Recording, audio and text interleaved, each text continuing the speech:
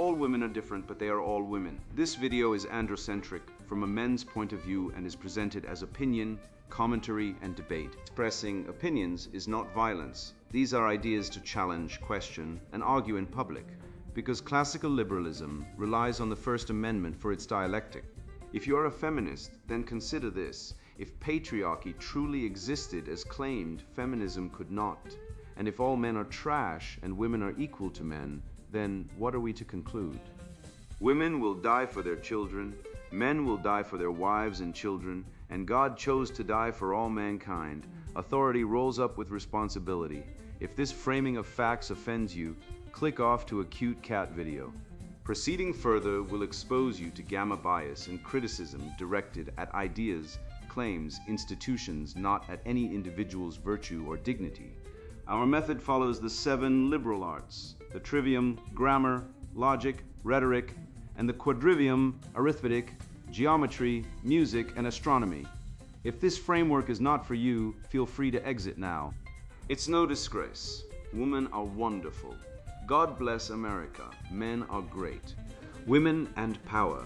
They always use it for ruin, destroying Western civilization, fertility suppression, and lying about it, written by Conrad Reicher.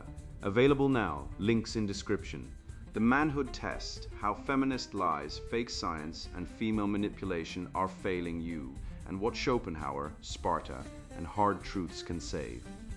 I once watched a man, college-educated, clean-cut, work 6 days a week at a warehouse, get handcuffed by a cop for telling his girlfriend, calmly, that he needed to finish his shift. She called 911, screaming emotional abuse. He lost his job, then his apartment, then his dog. Meanwhile, I've seen women punch bouncers, spit in nurses' faces, throw scalding coffee at baristas, and walk away with a slap on the wrist and a social worker offering them trauma counseling. Let me tell you something they don't teach in gender studies. The law doesn't see men as people. It sees you as a resource like timber or coal, meant to be extracted, burned, and discarded when you stop producing. You're not innocent until proven guilty. You're guilty until you cry on command, apologize for existing, and hand over 70% of your income to a family court system that treats fatherhood like a probationary parole status. Think about this: in the US, false rape allegations are investigated with more urgency than actual cases of child custody kidnapping by mothers, despite DNA evidence.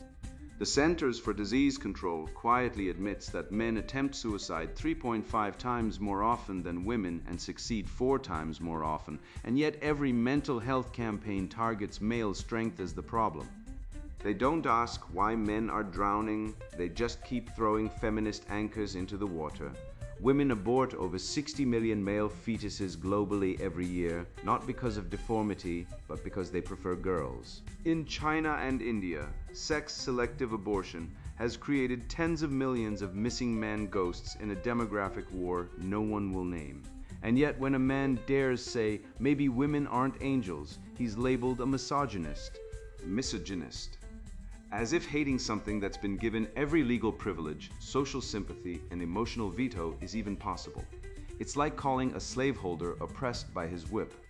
I've studied the writings of Aristotle, Aquinas, and Schopenhauer, not in a feminist seminar where they call logic toxic masculinity, but in the silence of pre-dawn mornings with coffee and a mind finally free of the lie. And I'll tell you what I found: nature doesn't care about your pronouns. Biology isn't bigotry.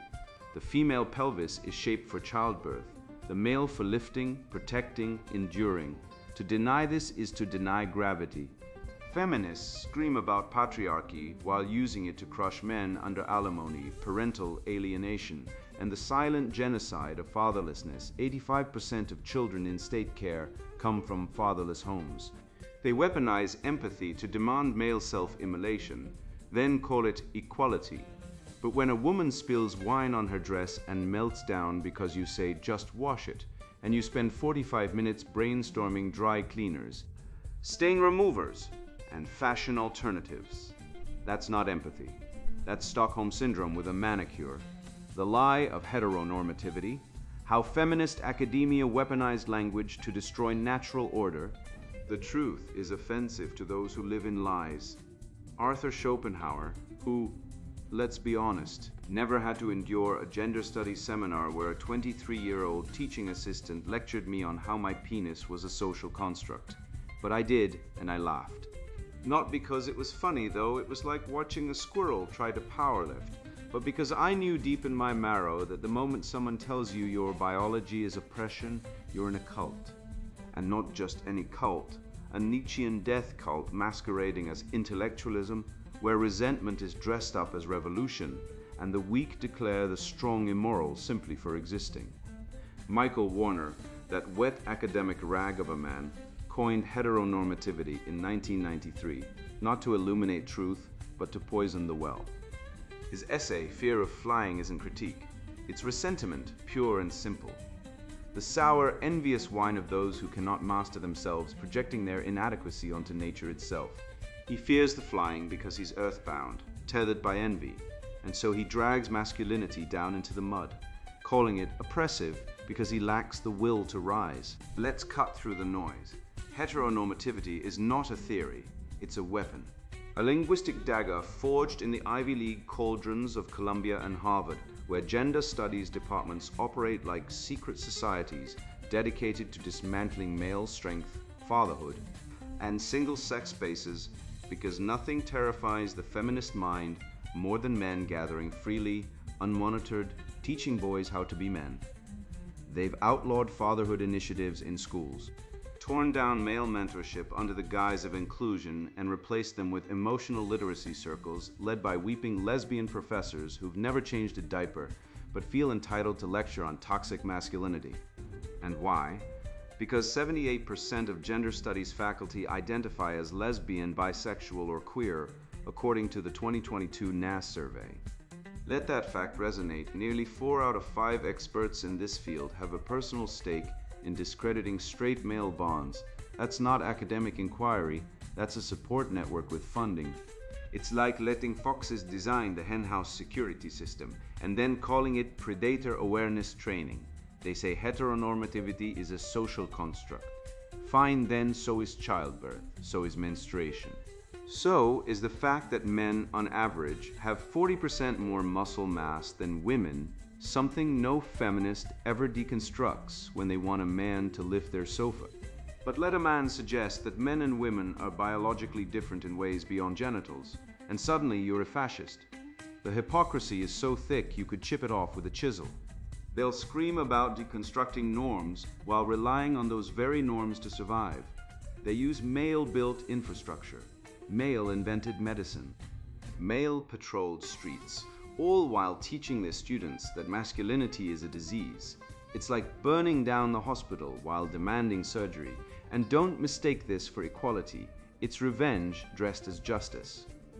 Their goal isn't parity, it's the eradication of the male spirit, the dismantling of desire, the castration of ambition, all under the banner of diversity.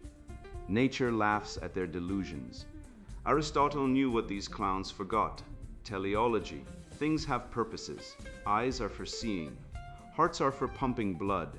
Men and women are ordered toward complementarity, reproduction, virtue. Not because some patriarch said so, but because reality says so. To deny this is to deny the seasons, the tides, the very rhythm of life. When a woman gives birth, she doesn't perform gender, she fulfills nature. When a man lifts a child out of a burning car, he doesn't enact toxic masculinity, he embodies virtue. But in the inverted world of feminist academia, strength is sin, protection is domination, and biology is bigotry. They've turned metaphysics upside down, replacing truth with ideology, and young men are paying the price. I knew a kid, let's call him James, who got expelled from a northeastern liberal arts college for refusing to use a female classmate's preferred pronouns. After a seminar where the professor spent 90 minutes deconstructing heteronormativity, James said, "I see a man. I'll call him Sir." For that, he was branded a bigot. But here's the truth they won't teach. James had a 3.8 GPA, volunteered at a homeless shelter, and was training for the Marines.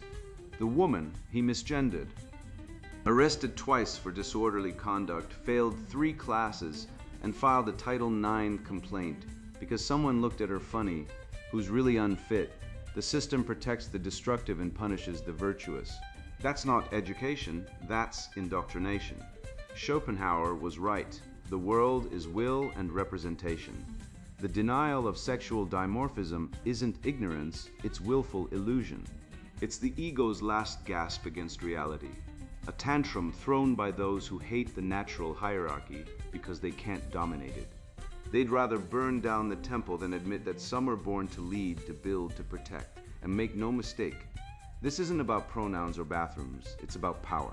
And women, particularly the academic elite, have weaponized language to seize control over the narrative of manhood itself. They frame masculinity as oppressive by default, while their own emotionality, hysteria, really is sanctified as nurturing, diverse, relational. It's gynocentrism on steroids, and it's working. Look at the stats. Male suicide rates are skyrocketing.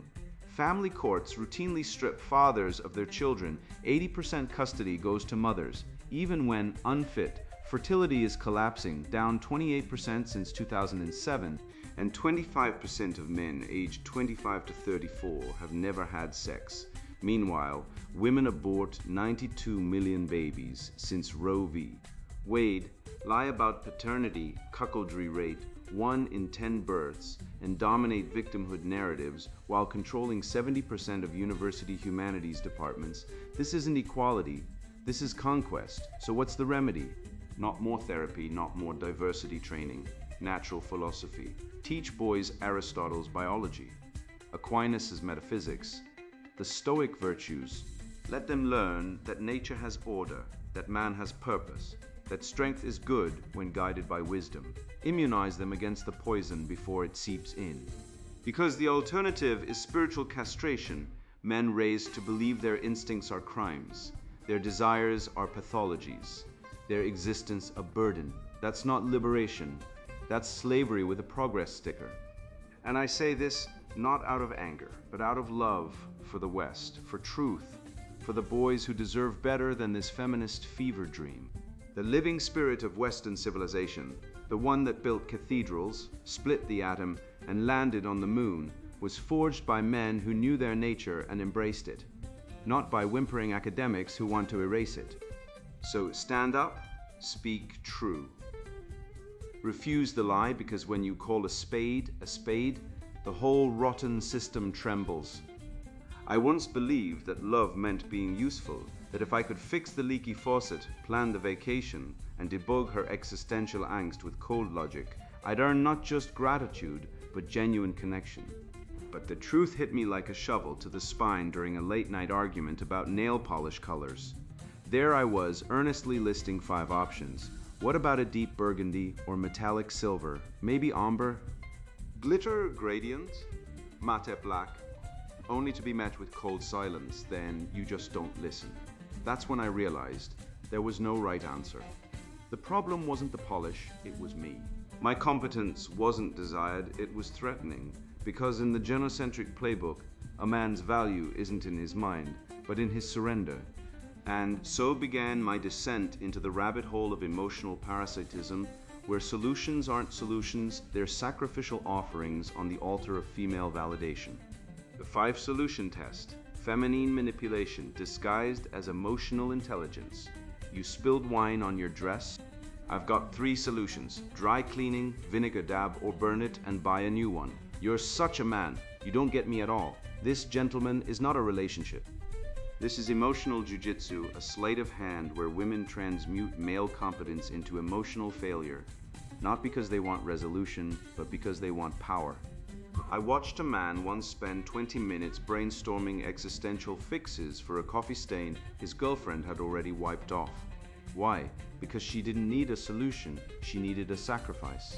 She needed him to perform devotion like a trained ape in a lab, pressing livers for emotional pellets. This is the 5 solution test. A ritualized humiliation disguised as intimacy, where she presents a trivial problem. I can't decide what nail polish to wear, and demands 5 creative fixes, then punishes you for playing the game. It's not a request, it's a trap. And if you fail, she brands you emotionally stunted. If you succeed, she ignores your answers and moves to the next crisis. You are not a partner, You are a cognitive battery. Let's apply the trivium, because if you want to dismantle the woke hydra, you wield the tools of the ancients. Grammar, define the terms. The 5-solution test is not emotional intelligence, it is emotional extortion. It's the weaponization of female helplessness to extract male attention, time, and mental energy. Logic, follow the syllogism. Premise 1, women evolved under sexual selection to assess male provisioning and vigilance through low-stakes emotional trials. Premise 2, modern women, liberated from survival pressures, have weaponized this instinct into a full-time occupation. Conclusion, every "I don't know what to do" is not a cry for help. It's a test of compliance. The more solutions you offer, the more you signal willingness to serve, and the moment you stop, you're selfish. Rhetoric, observe how she frames the narrative.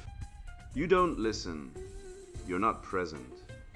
These aren't observations.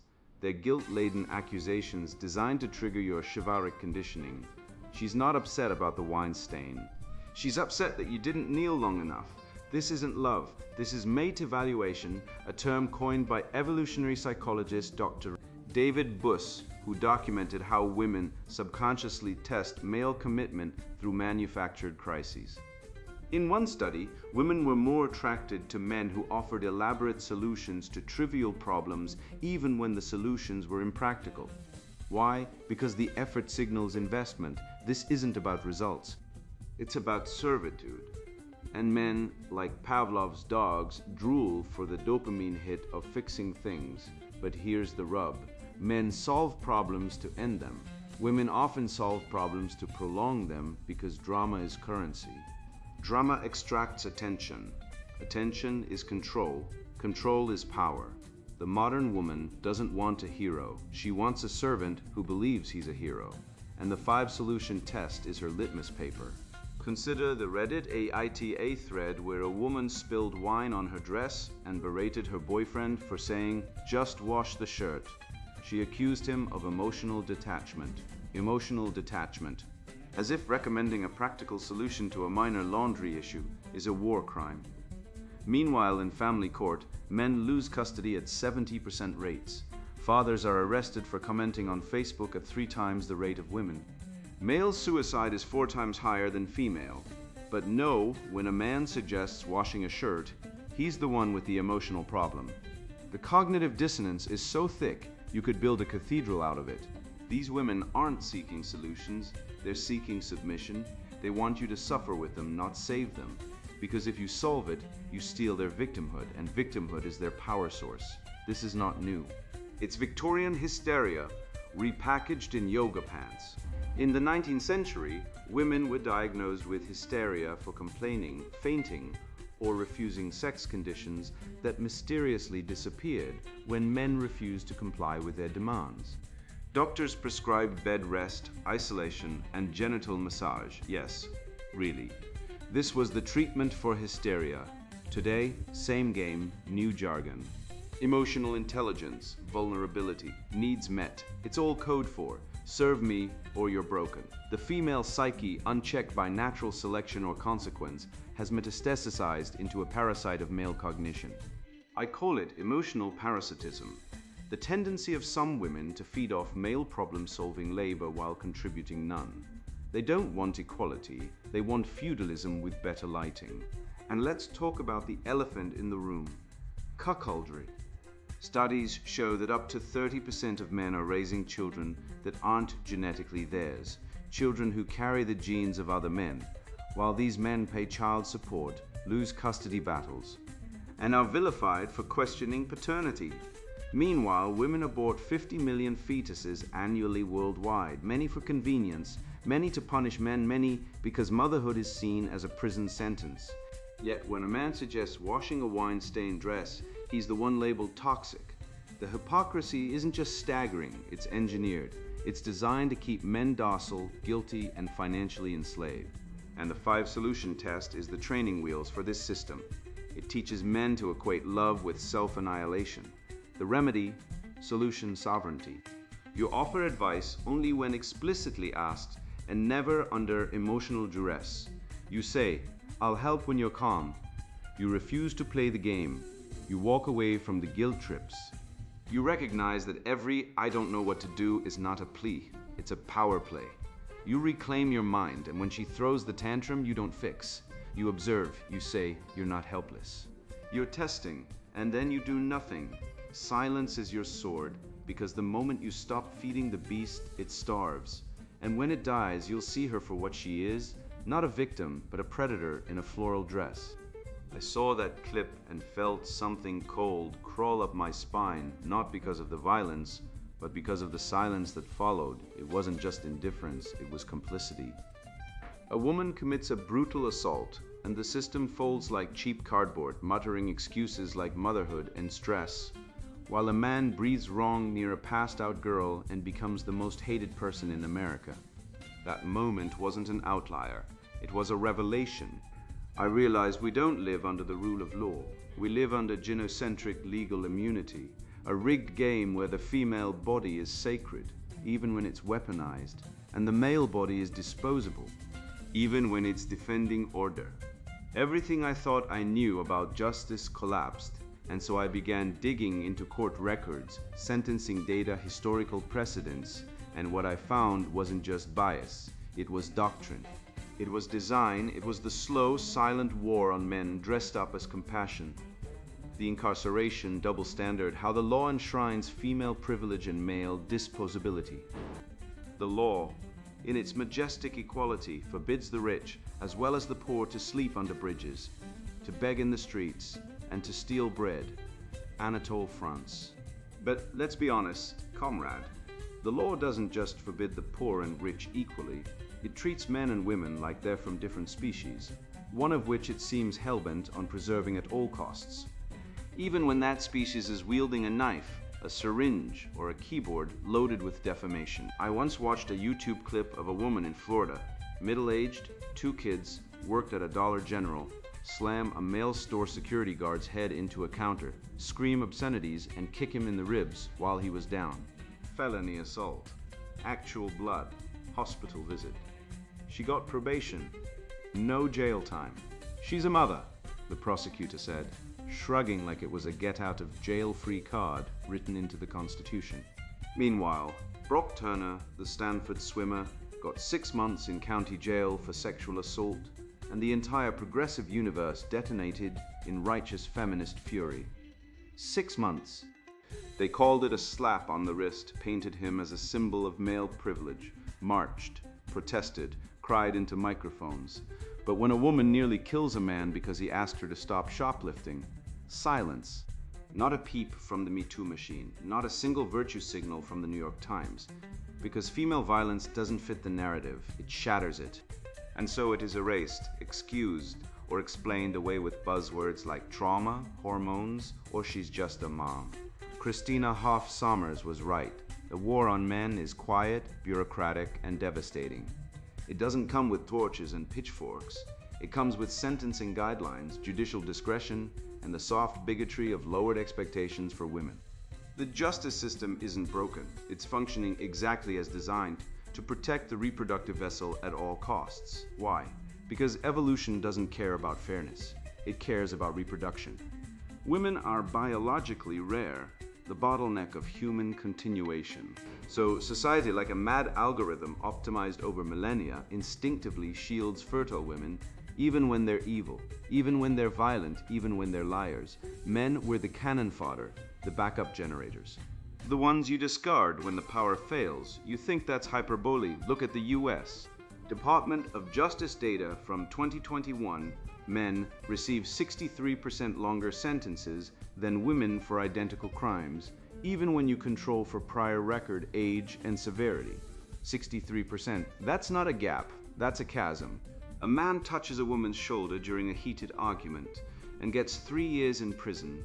A woman stabs her husband in the chest because he nagged her too much, and she gets 30 days under battered wife syndrome, a psychological fiction so widely abused it should be renamed. I didn't like his face syndrome. We've built a legal system on the inverted presumption of innocence.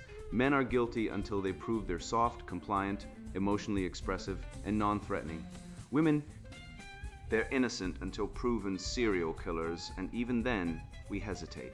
In 19th century Britain, Female poisoners like Mary Ann Cotton were often acquitted or given lenient sentences because judges and juries couldn't fathom that a woman, a mother, a nurturer could commit premeditated evil. She must have been insane, they said. She was under stress. She had PMS. The same logic thrives today. A female teacher rapes a student. She was groomed by emotional need. A woman murders her children. Postpartum depression. But when a man defends himself physically from a female attacker, excessive force, toxic masculinity. The double standard isn't just real, it's celebrated as compassion. We call it empathy, but it's really gynocentrism dressed in judicial robes. I call it gynocentric legal immunity, a systemic bias where female criminality is minimized, medicalized, or romanticized, while male missteps are criminalized, demonized, and weaponized. It's why a woman who assaults a cop gets a slap on the wrist, but a man who argues with a female officer gets tased and charged with resisting arrest. And don't get me started on the media. Turn on Law & Order, SVU. Count how many episodes feature a male predator versus a female predator. Go ahead, I'll wait. You'll find 100 men raping, torturing, stalking, virtually every episode. But female predators, rare as a rational feminist. The show once did an episode where a woman literally injected men with HIV, and the twist was that she was traumatized by male abuse. The audience was supposed to sympathize with her. Meanwhile, if a man looks at a woman funny, he's a sociopath. This isn't entertainment, it's ideological programming. It shapes perception.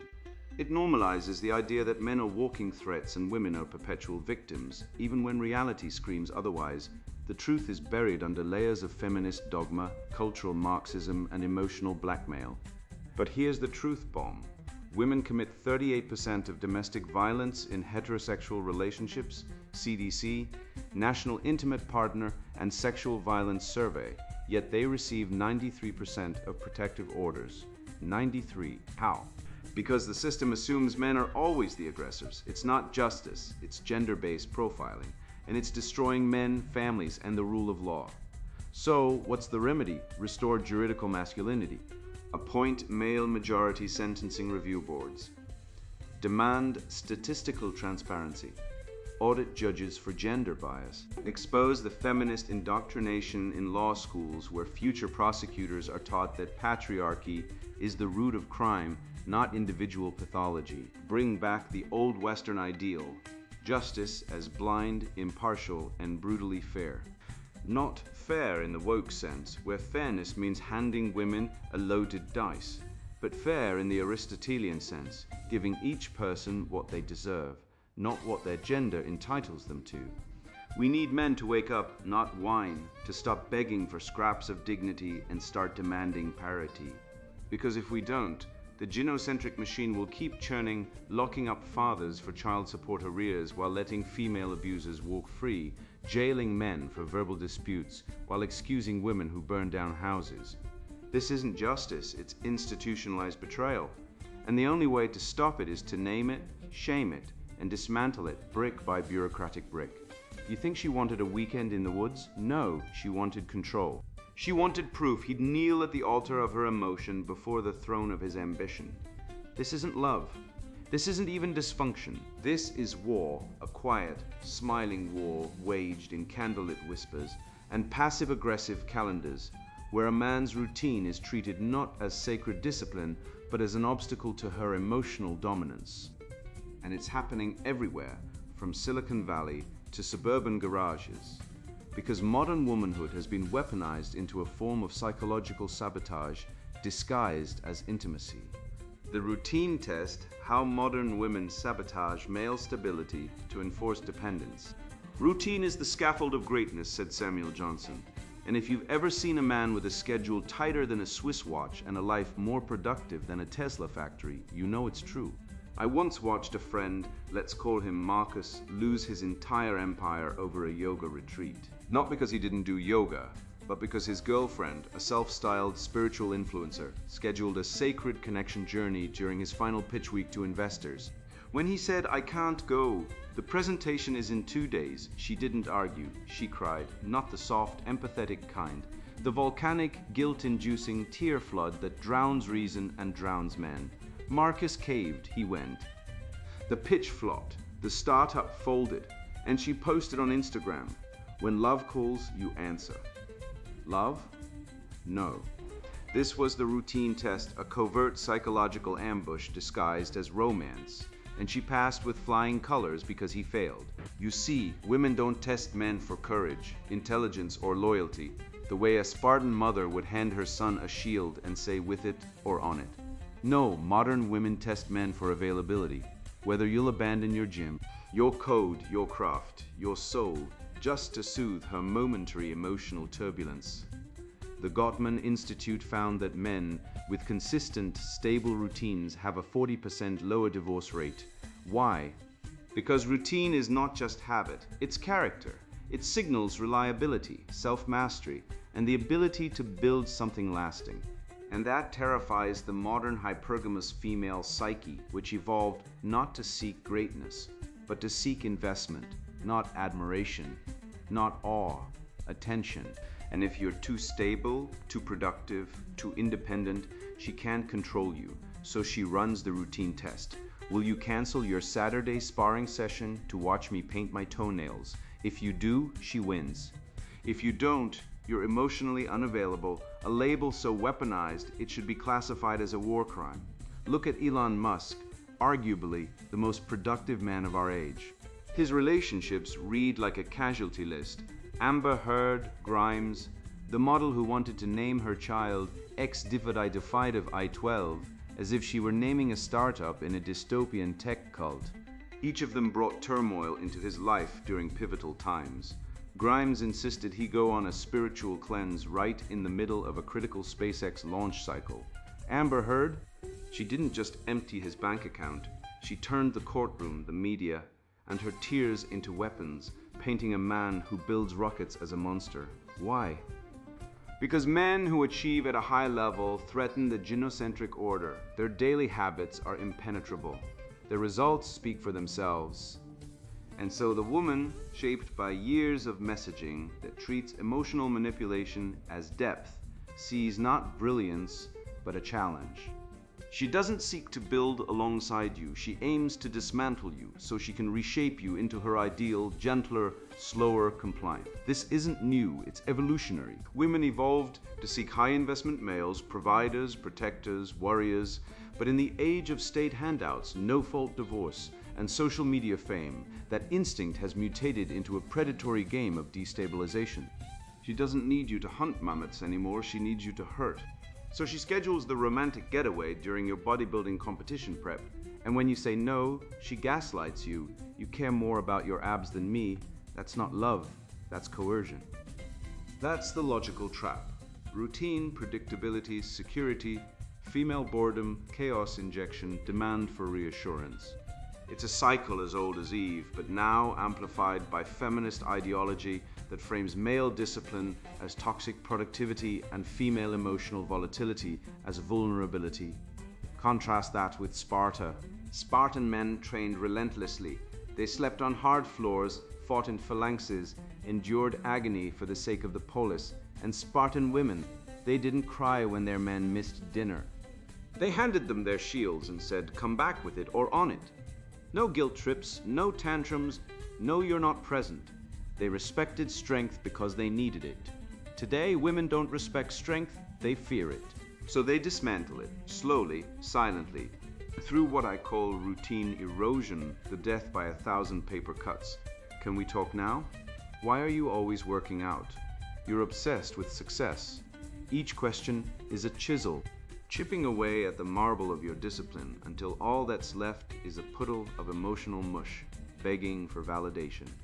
And the media glorifies this destruction. Watch The Big Bang Theory. Penny, the normal girl, constantly interrupts Sheldon's routines. The man who needs structure like a pilot needs instruments. She barges in, changes plans, mocks his rules, and the audience laughs. It's framed as cute, as humanizing. But it's not humanizing, it's dehumanizing. It's the cultural normalization of female chaos as virtue and male order as pathology. And behind it all is the feminist framing. You're obsessed with work doesn't mean I'm worried about your health. It means you are not available to serve my emotional needs 24/7. That's not concern, that's control. And it's killing men. The remedy, routine sovereignty. Your schedule is not a negotiation. Your gym time is not a favor. Your work, your art, your mission. These are not hobbies, they are sacred. Guard them like a lion guards its kill. No apologies, no explanations. Train, build, create. Unapologetically, because the moment you surrender your routine, you surrender your soul. And once it's gone, no amount of "I'm sorry" from her will resurrect it. You are not here to be available. You are here to be great, and greatness does not check its phone for emotional emergencies. You think you're free? You've been indentured, your mind mortgaged to a cult of hormonal mystics who call emotion truth and hysteria empowerment.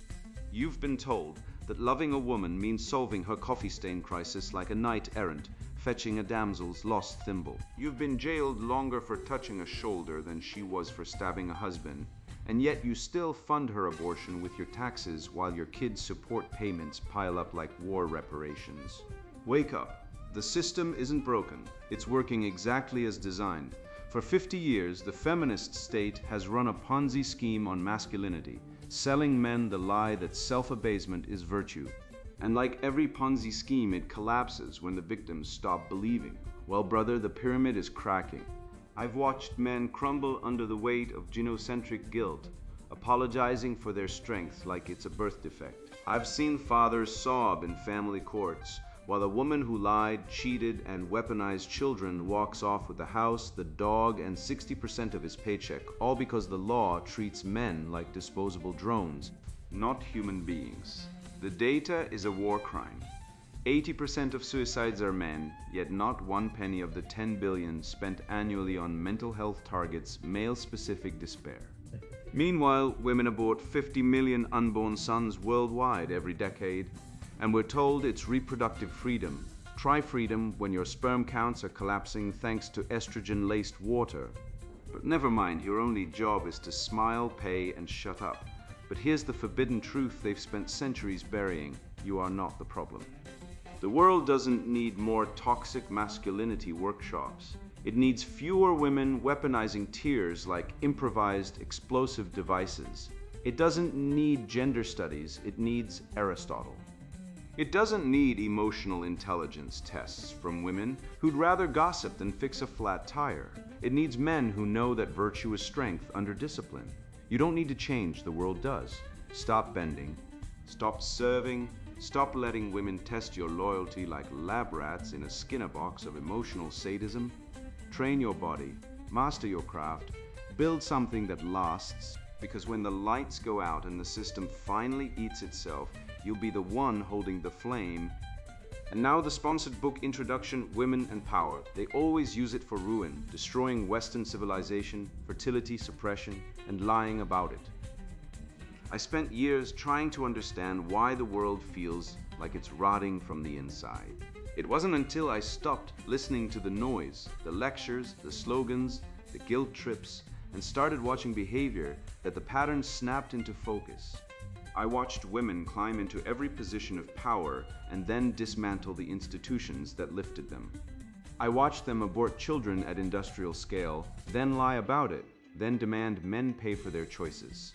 I watched them turn classrooms into daycare centers, workplaces into therapy groups, and politics into a never-ending emotional support circle. I watched them weaponize silence, tears, and victimhood like trained operatives. And I realized this isn't accidental. This is systematic. This is war.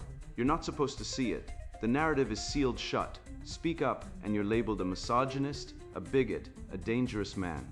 But the facts don't care about labels. Women now control education, healthcare, media, HR, social services, and local government. They dominate the bureaucracy, the judiciary, and the non-profit industrial complex. And everywhere they rise, fertility collapses, men vanish, families dissolve, and truth is replaced with emotional propaganda. This book is not about hating women.